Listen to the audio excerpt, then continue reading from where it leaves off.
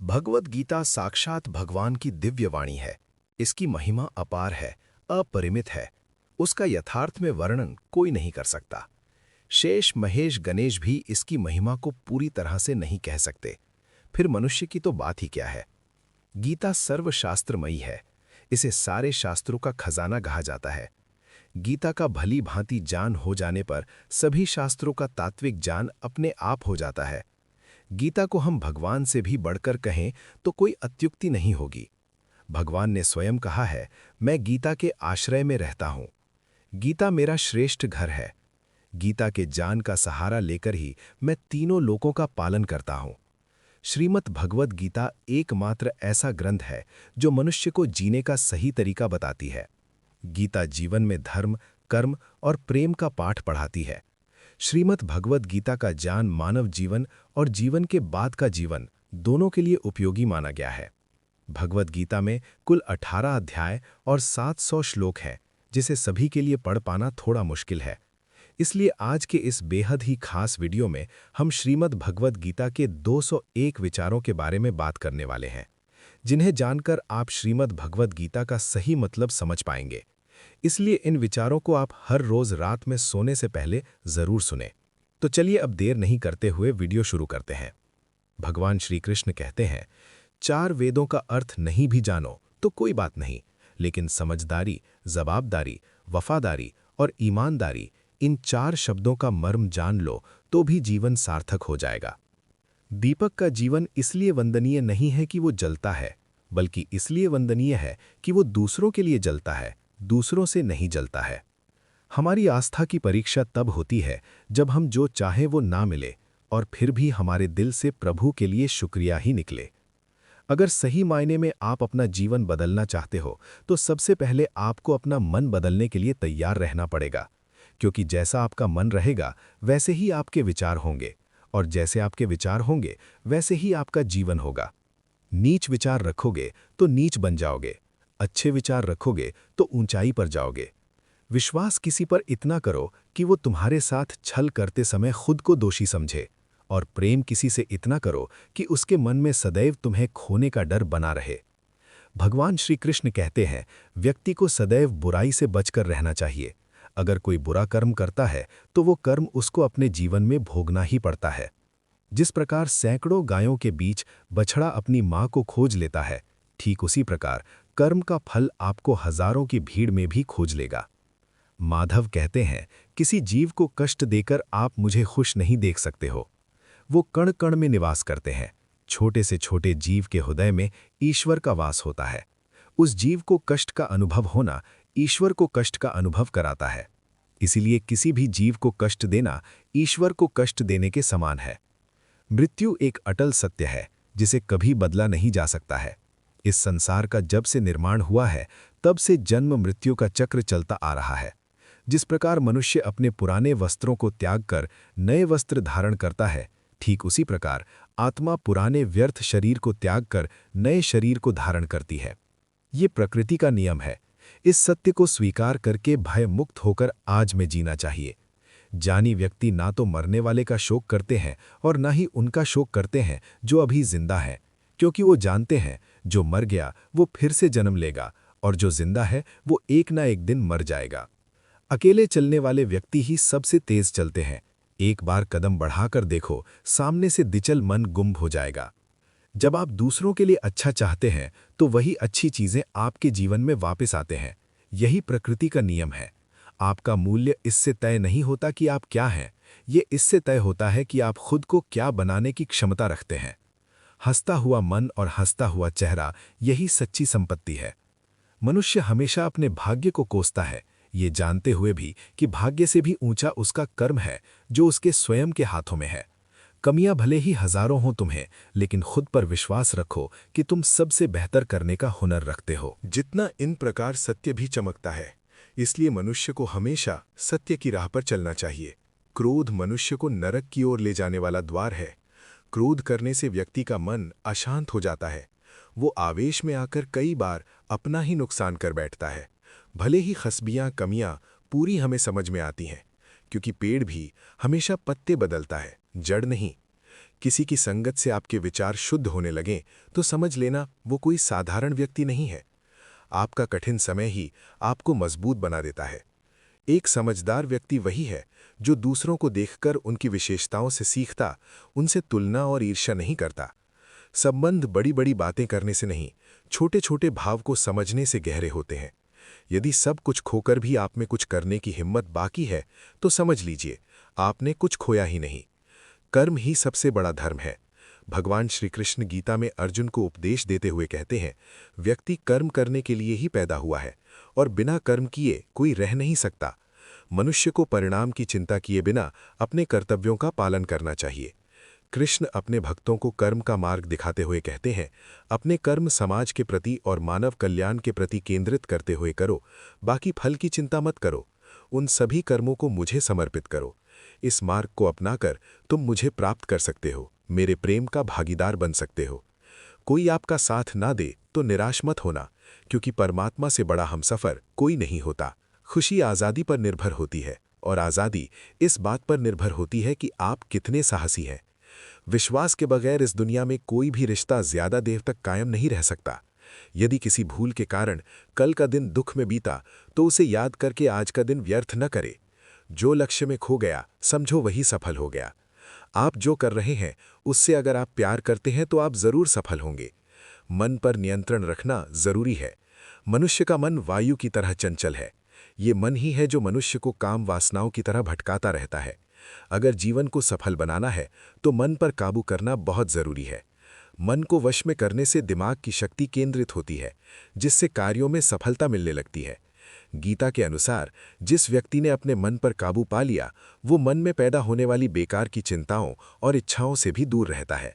साथ ही व्यक्ति अपने लक्ष्य को भी आसानी से प्राप्त कर लेता है।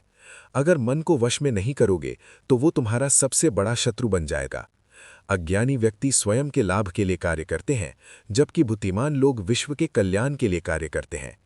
यदि किसी काम को करने में डर लगे तो याद रखना ये संकेत है कि आपका काम वाकई में बहादुरी से भरा हुआ है।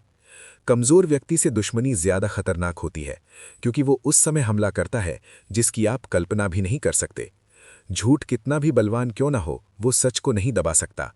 अपने विचारों को पवित्र बनाओ, क्योंकि व्यक्ति अपने विचारों से ही अनंत काल तक जीवित रहता है। इतना कमजोर मत बनो कि कोई आपको तोड़ सके, बल्कि इतना मजबूत बनो कि आपको तोड़ने वाला खुद ही टूट जाए। भगवान श्री कृष्ण कहते हैं, जब शांति के सारे मार्ग बंद हो जाएं और न्याय न मिले तो युद्ध करो। वास्तव में मुसीबत में साथ देने वाला मित्र ही सच्चा मित्र होता है।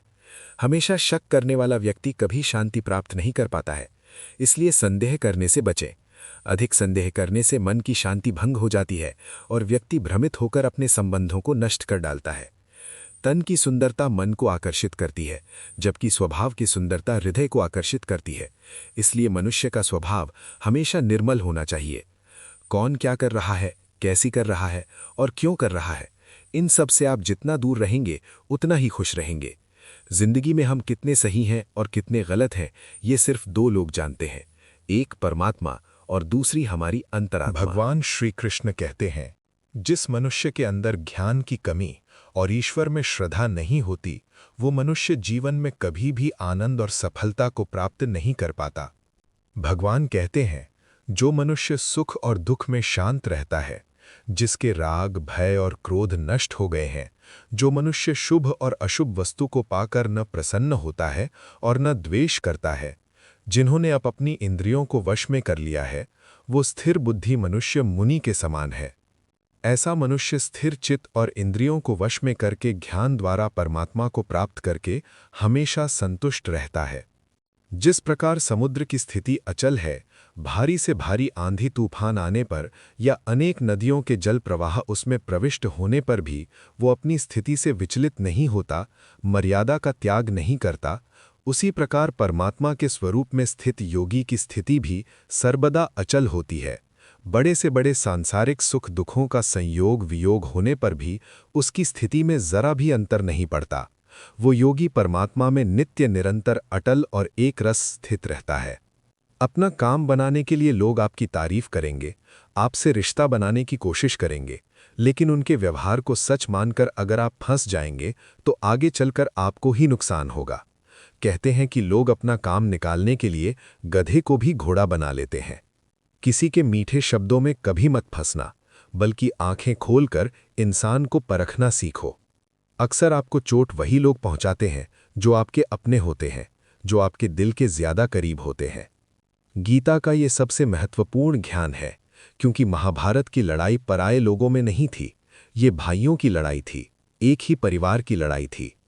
चाहे आप किसी की मदद करो या मत करो, लेकिन जानबूझकर कभी किसी का दिल नहीं दुखाना चाहिए, क्योंकि जब किसी का दिल आपकी वजह से दुखता है तो हमेशा याद रखना कि आपको भी वो दर्द एक दिन जरूर मिलेगा। कभी भी किसी भी चीज की अति नहीं करनी चाहिए। कोई भी चीज हद से ज्यादा मत करना। किसी से प्रेम या नफरत भी हद से ज्यादा मत करना, क्योंकि किसी भी चीज की अति आपको ही नुकसान पहुंचाएगी। इसलिए जीवन को संतुलन के साथ जीना चाहिए। जो आपके साथ अधर्म करे, पाप करे, गलत करे, उसे दंड जरूर देना चाहिए। अगर आप उसे सहते हैं तो वो आपके साथ और गलत करता है और आप उससे भी बड़े पाप के भागीदार बन जाएंगे।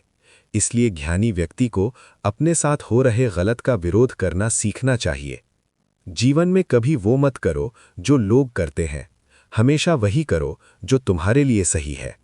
भगवान श्री कृष्ण कहते हैं, जो इंसान अपनी रक्षा खुद नहीं कर सकता या फिर अपनी रक्षा करने का प्रयास भी नहीं करता, ऐसे मनुष्यों की रक्षा भगवान भी नहीं करते। जो इंसान खुद के महत्व को नहीं जानता, वैसे इंसान को कोई भी महत्व नहीं देता है। बुरा इंसान कभी अपनी बुराई नहीं छोड़ता। आप चाहे उसके साथ कितना भी अच्छा व्यवहार करो, वो आपको तकलीफ जरूर देगा। इसलिए जो जैसा है उसके साथ वैसा ही व्यवहार करना चाहिए। जो इंसान समय की कद्र नहीं करता, समय भी उस इंसान की कद्र कभी नहीं करता है, और वैसा इंसान जीवन में कभी भी सुख, शांति और सफलता को प्राप्त नहीं कर पाता है।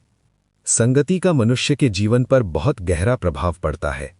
अच्छा इंसान अगर बुरे लोगों के संगत में रहेगा तो वो भी एक दिन बुरा बन जाएगा। इसलिए हमेशा अच्छे लोगों के संगत में रहें।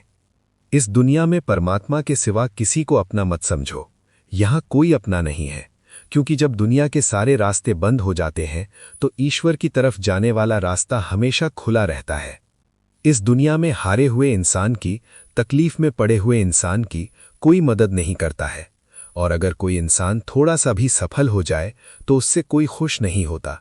इसलिए अपना दुख किसी को बताओ मत और अपनी खुशी किसी के आगे जताओ मत। मनुष्य का आहार हमेशा सात्विक और संतुलित होना चाहिए। जिस इंसान को ये समझ नहीं कि क्या खाना चाहिए, कितना खाना चाहिए, कहाँ खाना चाहिए और कैसे खाना चाहिए, वो परमात्मा को कभी नहीं पा सकता। खुद को मिटाकर भी रख दोगे तब भी ये दुनिया आपसे खुश नहीं होगी। इसलिए वो करो जो आपका दिल चाहे, वो मत करो जो दुनिया चाहती है, क्योंकि दुनिया की पसंद बदलने में वक्त नहीं लगता है। दुख आना भी जरूरी है, तभी इनसे जिंदगी पूरी होती है। खाली खुशी इंसान को मजबूत नहीं बनाती और ना ही जिंदगी के दोनों पहलुओं से रूबरू करती है। कान्हा कहते हैं, मन की शांति से बढ़कर इस संसार में कोई भी संपत्ति नहीं है। जिस व्यक्ति ने अपने मन को शांत रखना सीख लिया है, उससे अधिक धनवान इस संसार में कोई नहीं है। लगातार हो रही असफलताओं से कभी निराश मत होना, क्योंकि कभी कभी गुच्छे की आखिरी चाबी भी ताला खोल देती है। रिश्ते चाहे कितने ही बुरे हों, उन्हें तोड़ना मत, क्योंकि पानी चाहे कितना भी गंदा हो, अगर प्यास नहीं बुझा सकता, वो आग तो बुझा ही सकता है। ईश्वर से कुछ मांगने पर ना मिले तो उससे नाराज ना होना, क्योंकि ईश्वर वो नहीं देता जो आपको अच्छा लगता है, बल्कि वो वही चीज देता है जो आपके लिए अच्छा होता है। जिंदगी में एक ऐसे इंसान का होना बहुत जरूरी है जिसको दिल का हाल बताने के लिए लफ्जों की जो जरूरत नहीं पड़ती, उसे ही परमात्मा कहते हैं। दुख आते तो एक बार है, मगर पल भर में ही जिंदगी जीना सिखा जाते हैं। हम लोगों को खुश करने के चक्कर में अपना सब कुछ गंवा देते हैं। बाद में यही लोग कुछ नहीं कह कहकर सब कामों को भुला देते हैं। जीवन में सुख शांति चाहते हो तो अपनी समस्याओं और आलोचनाओं को खुद पर हावी मत होने दो। जो लोग गिरने से डरते हैं वो कभी ऊंची उड़ान नहीं भर सकते हैं। इंसान दूसरों की अच्छाइयों पर खामोश रहते हैं, लेकिन चर्चा जब बुराइयों की हो तो गूंगे भी बोल पड़ते हैं। कान्हा कहते हैं, जितना वक्त तुम दूसरों पर बर्बाद करते हो, अगर उतना वक्त खुद पर लगा दो तो जीवन में तुम्हें किसी के सामने झुकना नहीं पड़ेगा। लोगों को परखने की आदत डालो। जैसे हर चमकती चीज सोना नहीं होता, वैसे ही हर अच्छा दिखने वाला इंसान सच्चा नहीं होता। जब तक हम किसी काम की शुरुआत नहीं करते तब तक वो काम हमें असंभव ही दिखाई देता है। जिसने अकेले चलना सीख लिया, समझो वो व्यक्ति सफलता के दरवाजे पर अपना पहला कदम रख चुका है। खुश रहने का बस एक ही मंत्र है, उम्मीद बस खुद से रखो, किसी और इंसान से नहीं। मोह विनाश का कारण होता है। मनुष्य के दुखों का मूल कारण उसका मोह ही है। वो जितना अधिक मोह करेगा उतना ही अधिक कष्ट भी भोगेगा। पछतावा अतीत नहीं बदल सकता और चिंता भविष्य नहीं संवार सकती, इसलिए वर्तमान का आनंद लेना ही जीवन का सच्चा सुख है।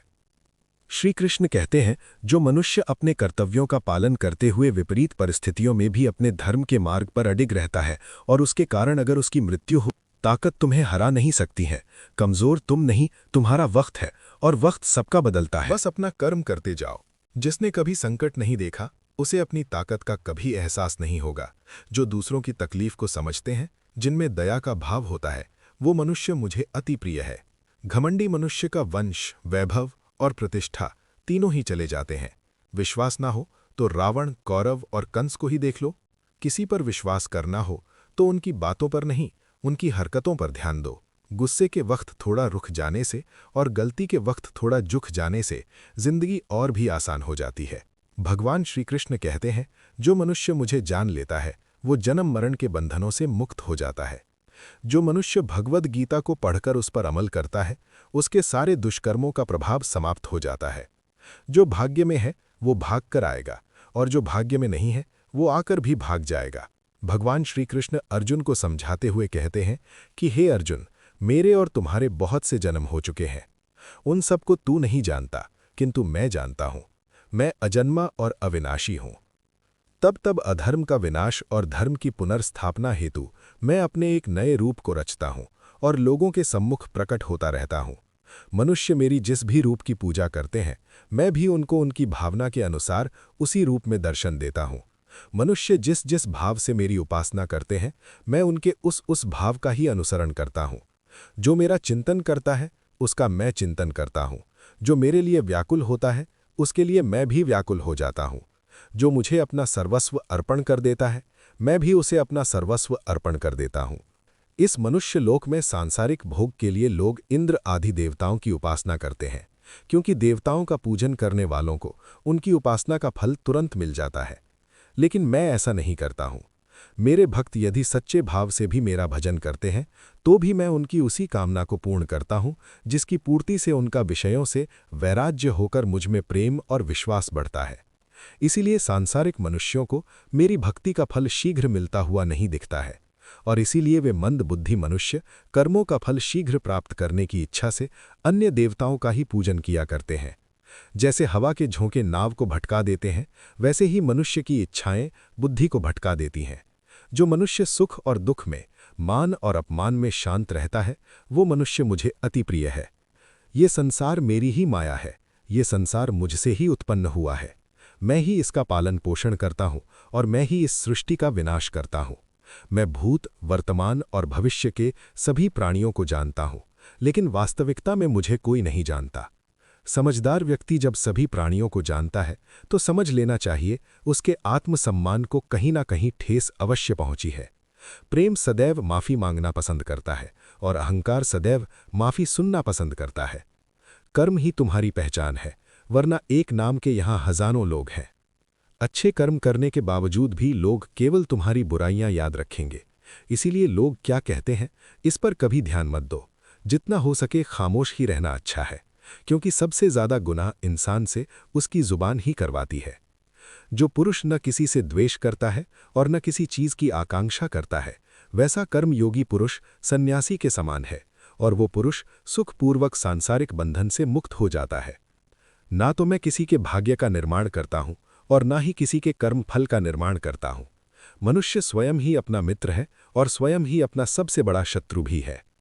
मनुष्य कर्म योग या भक्ति योग से एक ही जन्म में इस समुद्र रूपी संसार से निकलकर परमात्मा को प्राप्त कर लेता है और अज्ञानी मनुष्य काम, क्रोध, लोभ, मोह में फंसकर 84 लाख योनियों में भटकता रहता है। मनुष्य दुर्गति को प्राप्त नहीं होता है। इस लोक में या परलोक में वो जहां भी रहता है वो परमात्मा के मार्ग में आगे ही बढ़ता रहता है।